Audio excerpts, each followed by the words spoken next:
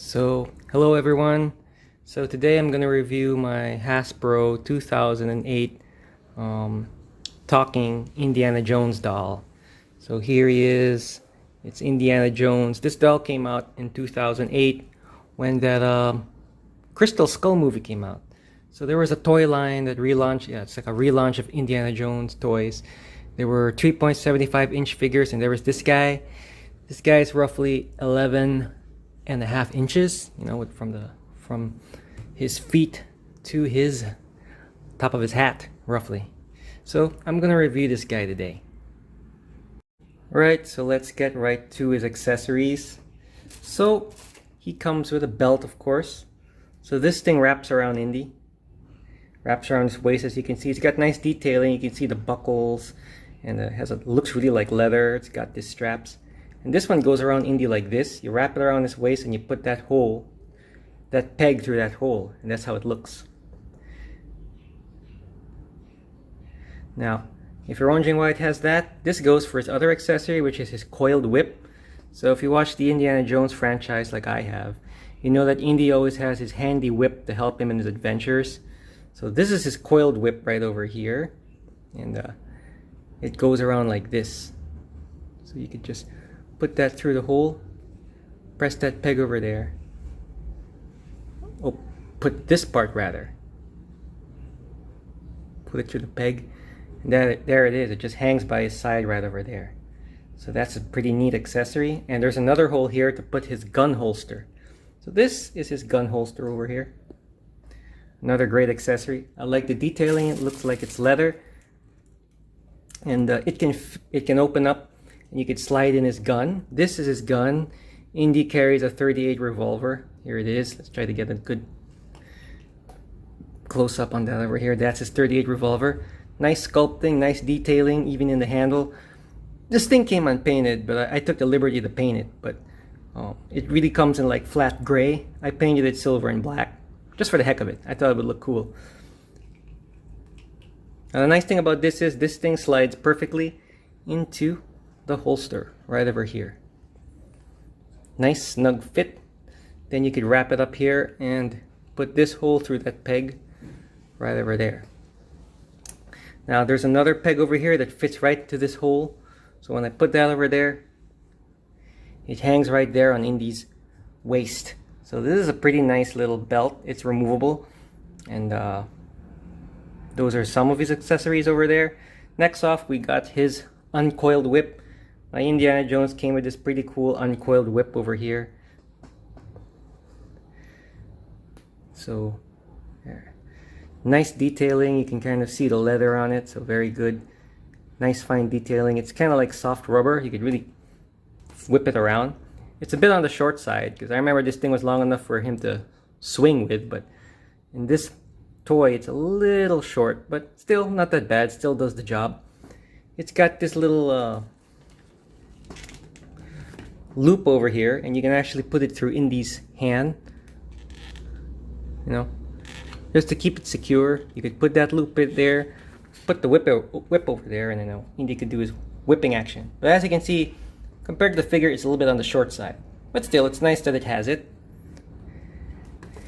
It's got this fertility idol over here. So if you guys remember Raiders of the Lost Ark, he went in that South American tomb to get this, and he went through a lot of trouble to get this. The whole boulder scene came because he got this, but this set comes with this. This is from the Raiders movie. It's that fertility idol. So pretty nice. Looks creepy, but it looks like the one in the movie, as I remember watching it as a kid. Of course, his hat is actually removable. So this is his fedora, or I don't know hats, but this is his cowboy hat, as I used to call it when I was a kid. It fits snugly on his head, as you can see. There we go. Nice snug fit. So yeah, so those are his accessories that he comes with. He also came with this neat little, I still have it in plastic, stamp. So the set came with this neat little stamp. It says Cairo. It says the Ark of the Covenant. So this thing is sort of the MacGuffin he was going after in Raiders of the Lost Ark, the Ark of Covenant, and we have this little cool stamp that the toy came with. So that's nice. Yeah, takes me back to watching that movie I really like the Indiana Jones movies, and there it is, a beautiful picture of the Ark of Covenant. Now my Indiana Jones also came with a manual. Simple feature over here, so it's got a nice drawing of Indy. It lists down all the 11 phrases he says. You push a button in his belly to make him talk, so I'll get to that in a few. So as I mentioned, this is an 11.5-inch figure made by Hasbro, and he has a talking feature which makes it really nice. I really like the talking feature, and these are the instructions he came with. Indiana Jones requires, batteries were included, two AAA batteries that fit on his back. As you can see, the instructions tell you that you could place the batteries behind his back. You just have to unscrew it. Little caution over there. So it's made by Hasbro back in 2008. Alright, so over here I got his box. So at least what's left of his box. I sort of cut it up back in the day. So as mentioned, I got this guy in 2008. So Indiana Jones, there it is. Yeah, still a backstory on the whole fertility idol. Nice little, here you can see in the box, we got a nice shot of Indy and everything he comes with.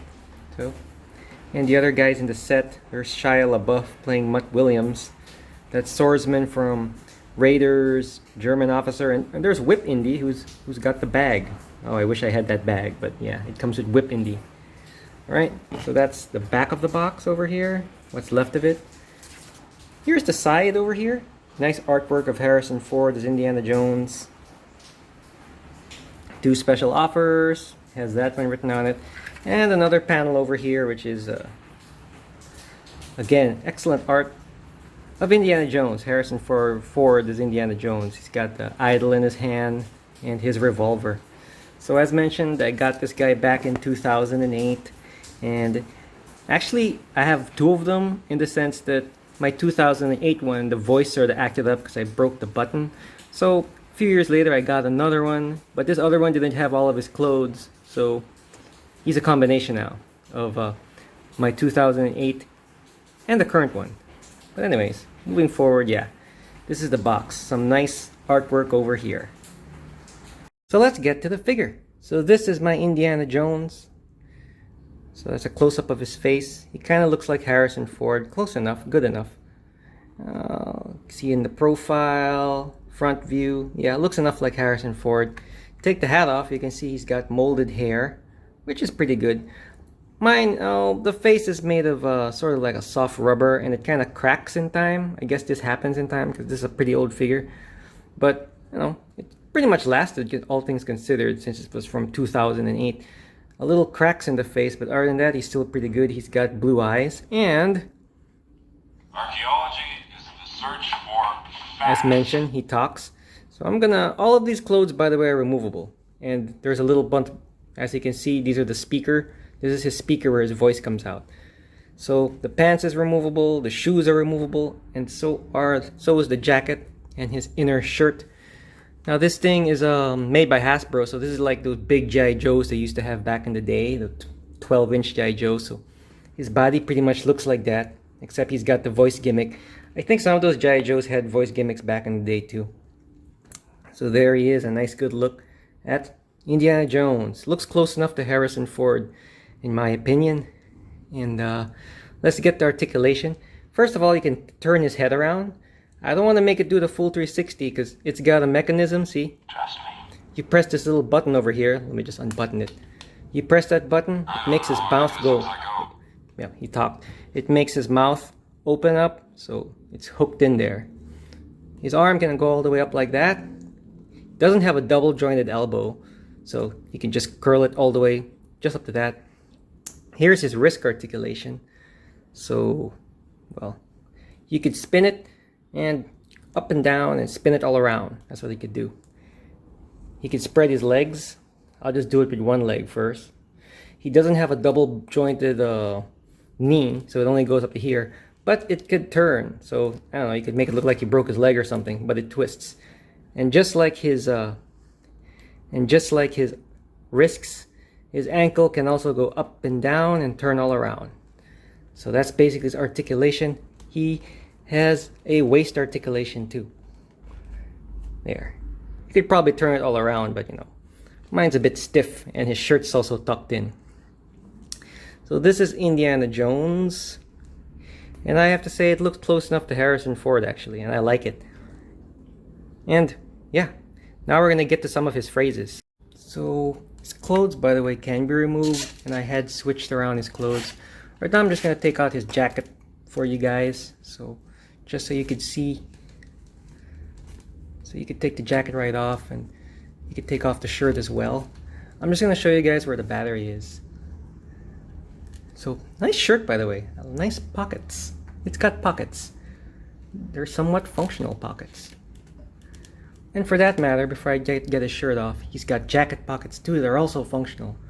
Pretty cool. This figure for me is pretty complete, except he doesn't have his shoulder bag. I don't know why. I think the shoulder bag came with the Indiana Jones with a whip, which looks like this without the jacket. So I didn't get that one though. I really like this one because he could talk. So his clothes could be removed and you could make him wear other clothes of other dolls. And there's where the battery is placed. 2 AAA batteries. He's kind of thin, but as mentioned, he's based on the G.I. Joe 12-inch figures, which are as thin as this. Some of them talk too, so I'm not going to fully undress him, but yeah, his clothes are removable and pretty neat. Oh yeah, by the way, might as well show you also the detailing in his shoes. So these are his shoes. Little high-cut leather shoes, I guess. And they're pretty good. As you can see in this close-up, they got molded laces. They got some nice stitching detail. Look at that. They put in some stitching detail. And these how they look all around. It's got a little bit of a heel. The underside is black and layer. Nice detailing on those shoes. They really look like they're sort of made of leather, and they kind of look weathered.